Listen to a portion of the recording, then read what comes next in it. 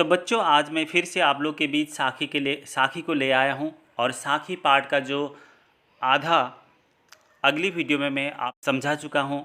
और इस वीडियो में मैं आपको संपूर्ण साखी की साखियाँ को समझाकर कुछ प्रश्न उत्तर की आलोचना भी करेंगे। तो उससे पहले कुछ साखियाँ की आलोचना करते हैं। सद्गुरु की महिमा अनंत, अनंत क्या उपकार, लोचन अनंत उघाड़िया, अनंत दिखान बाहर। इस पंक्ति में कबीरदास कहते हैं, सद्गुरु की महिमा अनंत है, उन्होंने मुझ पर अनंत उपकार किए हैं। प्रशंसा है जो कि अपरंपार की तरह वो कर रहे हैं। उन्होंने मेरा ज्ञान की आँख आनंद लोचन खोल दिया और मुझे अनंत ईश्वर के दर्शन करा दिया। गुरु कुमार शीश कुंभ है, गड़ी गड़ी काटे खोट, अंतर अनंत हाथ सहार दे, बाहर बाटी चोट।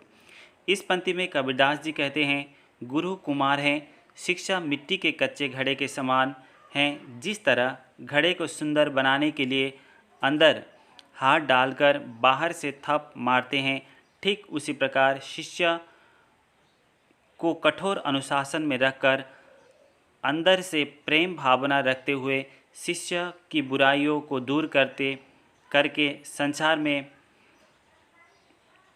सलामत बनाए रखते हैं। माला फेरता जुग भया, फिरा न मन का फेर, कर का मन का डारी दे, मन का फेर।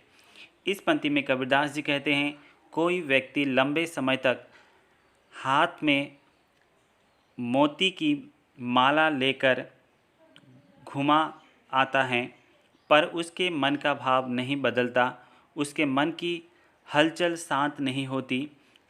कबीर की ऐसे व्यक्ति को सलाह है कि हाथ की इस माला को फेरना छोड़कर मन के मोतियों को बदलो या फेरने की सलाह देते हैं।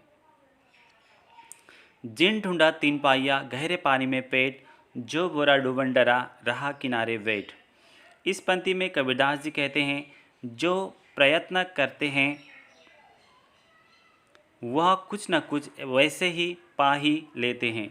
जैसे कोई मेहनत करने वाला गोताखोर गहरे पानी में जाता है और कुछ लेकर आता है, लेकिन कुछ बेचारे लोग ऐसे भी होते हैं जो डूबने के भय से किनारे पर ही बैठे रह जाते हैं और कुछ नहीं पाते।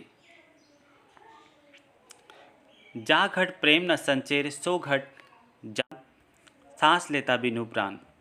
इस पंक्ति में कबीरदास जी कहते हैं, जिस जीवन के हृदय में प्रेम नहीं है, जिस जीव के हृदय में प्रेम नहीं है, वह शमशान के समान सुना भय या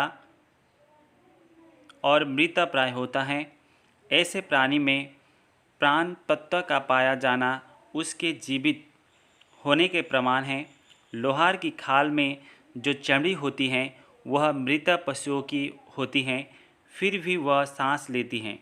शरीर धर्म का पालन किया जाने पर भी प्रेम ही जीवन व्यक्ति तृप्त के समान होता है। प्रेम ही जीवन है। तो साखी की कुछ प्रश्न उत्तर इस पाठ में मैं आप लोग के सामने लेकर आया हूँ, और ये आप लोग ध्यानपूर्वक इसे समझने की कोशिश करें, जानने की कोशिश करें, क्योंकि बहुत अहम क्वेश्चन है और आपको मैट्रिक या फाइनल परीक्षा में भी आते ही है। यहाँ से बहुत बार आ चुका भी है और आने की संभावना भी अधिक है। तो महात्मा कबीरदास का जन्म कब हुआ था? सन 1398 में। संत कबीरदास के गुरु कौन थे? रामानंद। कस्तूरी मृग बन बन में क्या खोजता फिरता है? कस्तूरी नामक सुगंधित पदार्थ।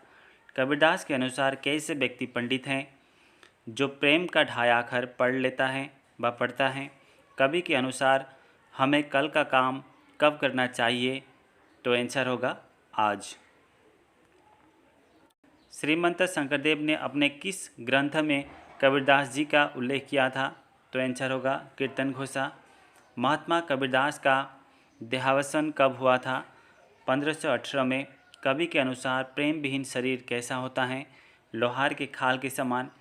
कबीरदास जी ने गुरु को क्या कहा है? कुम्हार। महात्मा कबीरदास की रचनाएं किस नाम से प्रसिद्धि हुई?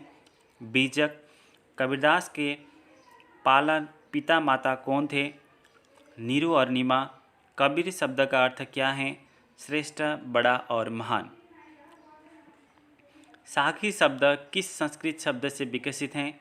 संस्कृत शब्द साक्षी से विकसित हैं। साधु की कौन सी बात नहीं पूछी जानी चाहिए? जाति की बात। डूबने से डरने वाला व्यक्ति कहाँ बैठा रहता है? किनारे पर।